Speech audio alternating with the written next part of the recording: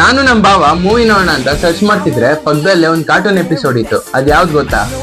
ಪೋಕಿಮೋನ್.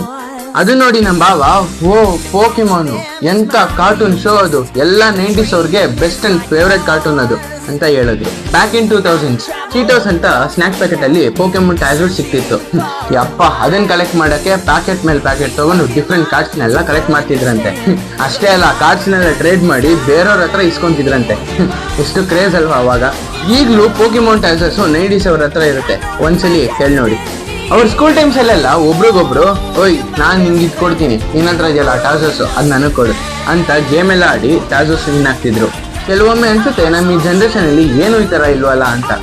ಬರೀ ಬೋರಿಂಗು, ಯಾವಾಗಲೂ ಮೊಬೈಲ್ ಅಷ್ಟೇ. ಹಂಗೆ ನೋಡ್ಕೊಂಡ್ರೆ 90s ಅವ್ರದ್ದೇ one of the best childhood ಅಲ್ವಾ. I think we are missing many things. 90s ಅವ್ರನ್ನ ಕೇಳಿ ನೋಡಿ ಈ ಪೋಕಿಮೋನ್ ಬಗ್ಗೆ. ಅಂಡ್ ನಿಮ್ಗೆ ಯಾವ ಕಾರ್ಟೂನ್ ಕ್ರೇಜ್ ಇದೆ ಕಮೆಂಟ್ ಅಂತ ತಿಳಿಸಿ.